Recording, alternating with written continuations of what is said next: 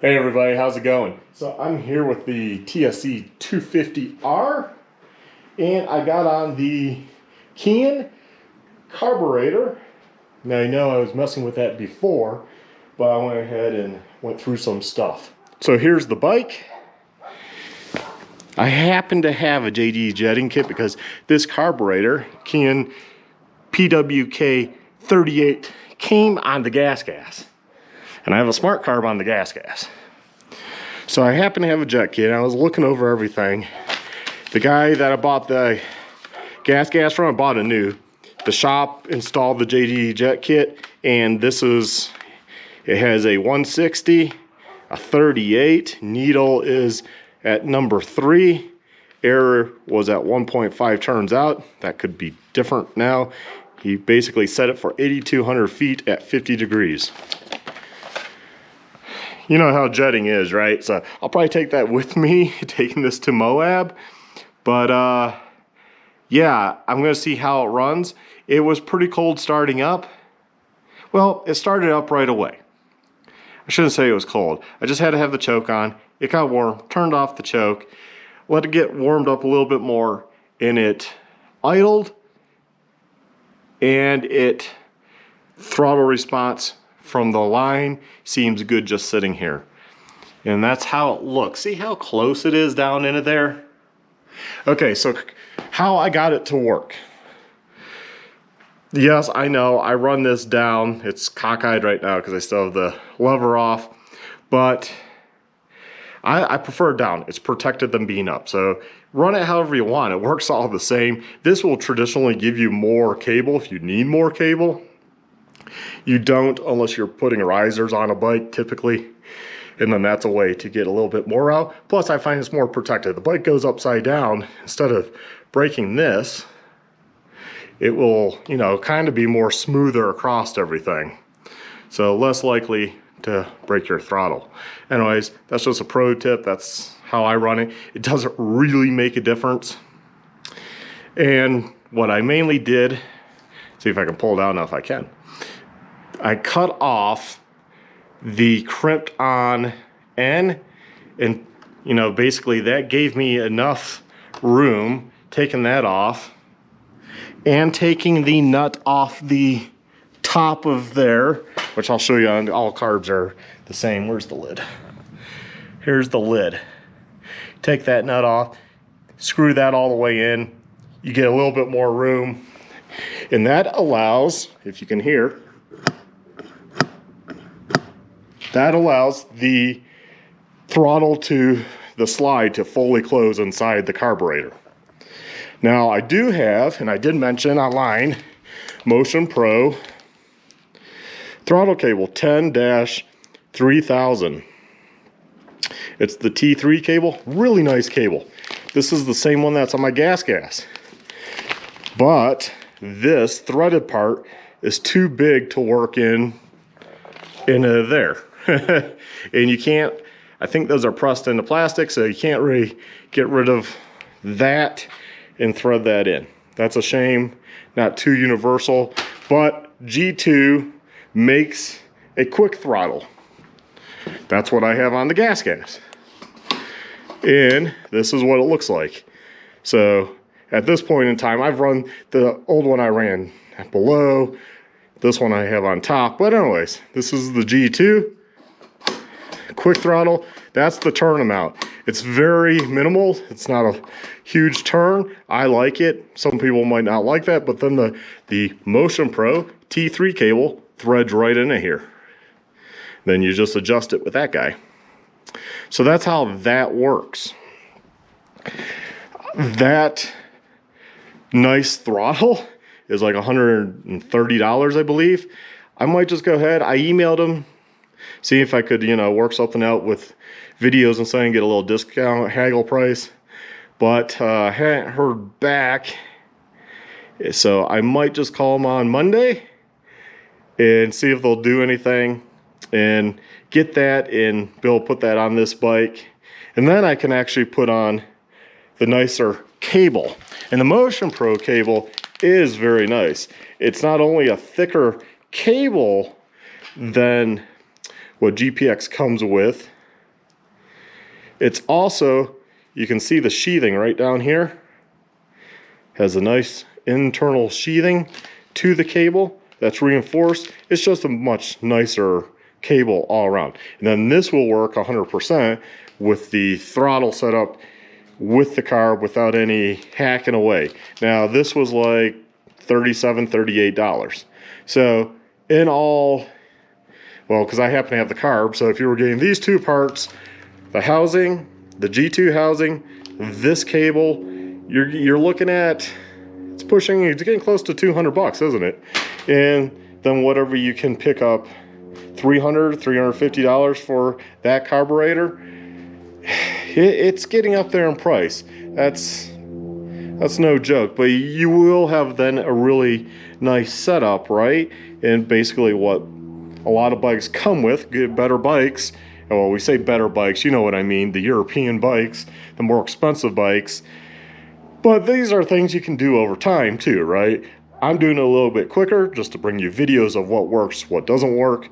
And yeah, I think that's pretty much, I covered everything. And I think I pointed out, but I don't know if I included it in my last video, was the OEM, my slide here is chipped. I don't know if that will come out on camera. I took some pictures, sent it to Gary. It's just a part that's inside. So I kind of understand the manufacturing mentality in China, and when it's hidden like that, it doesn't affect anything. It would probably affect longevity, but you know, most people, if they own a bike a couple years, 2-4 years, those little chips aren't going to really affect anything. For short term, it's when you're keeping a bike I bought in 2012, still runs fine. That's when those things might become an issue. But however, these knockoff carburetors, you know, you can go on Amazon and buy a carburetor for 30 to 80 bucks. You know, if you just want to get a knockoff carburetor. They're not that expensive. But I would, if you really like this bike, and so far it's been a pretty good machine, just throw on a better carburetor, where you go with this or Smart Carb. And I have one on order. I have a 36 millimeter Smart Carb. So as somebody pointed out, and I figured, the sizing is that internal diameter down there. That is the sizing. It's not this, that. So this being a 38, it's 38. I suppose. I haven't taken calipers to it. That would be 38 inside. I'm going to a little bit smaller, 36, but the dimensions from here to there are the same as the 38, but a Smart Carb thought that was best. So I did buy a Smart Carb. I spent a lot of money lately. So I hope these videos work for y'all and you're finding them helpful. And if you are, visit my Amazon affiliate link in the description. I think that's the best way to support a channel. I'm not asking you for money. If you want to give me money, that's cool, but you know, you can go just do some of your shopping, just even your normal shopping, and you know, I get a piece of the sale, and it helps out because I'm buying a lot of stuff that and trying it out that other people are asking questions about, but not everyone's necessarily buying. Somebody asked about the G2 throttle. I assumed they saw my post about it, but they didn't.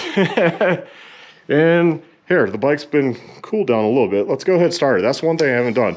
But, you know, I need to get that and try it out. That way I know for sure, and it should work. There's no reason why it wouldn't work, especially with the correct cable. It's not going to work with the OEM cable because different thread.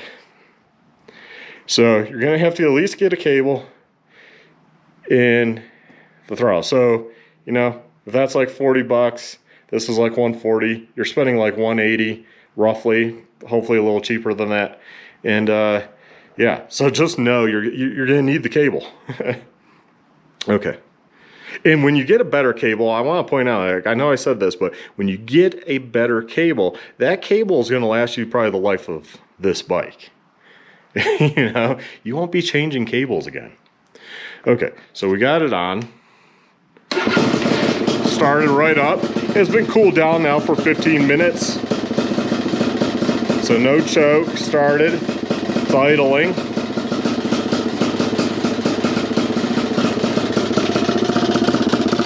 the air sucking in.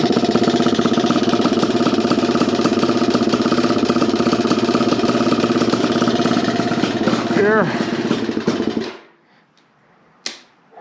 There we have it. You know, it starts up here. Let's see if it revs. We'll restart it. I kind of let things settle before I just start. See, when it's cold, it doesn't like to, doesn't seem to like to give it gas. It bogs, but I'm gonna go ahead and let it warm up again here. So we might fast forward because, you know, I don't want the video to be too long. I think the idle changed a little.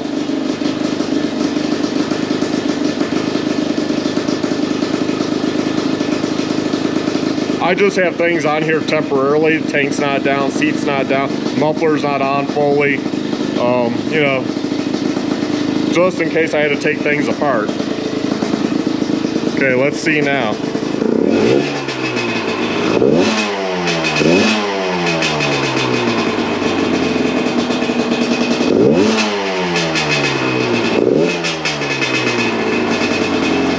It seems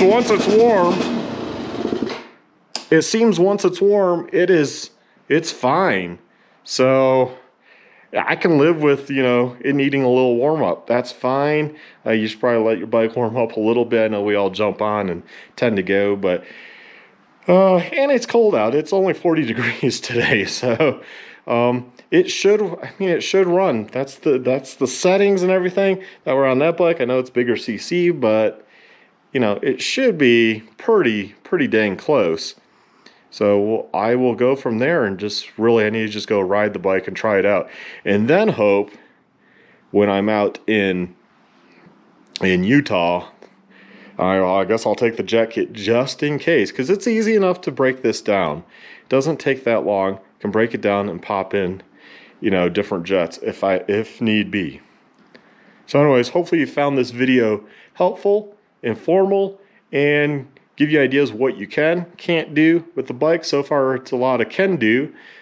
Just note, like I said, if you order the G2 throttle, you're gonna need a different cable. So I know somebody was asking, so definitely think about that. And of course the other end of the Motion Pro T3 cable will work with the stock carb over, where is it? On the ground here. Oh, there it is. It's hard to see in the GoPro screen, it's so small. But there we have it. Hopefully this all helped you out. You all have a good day. Take care and stay well, my friends.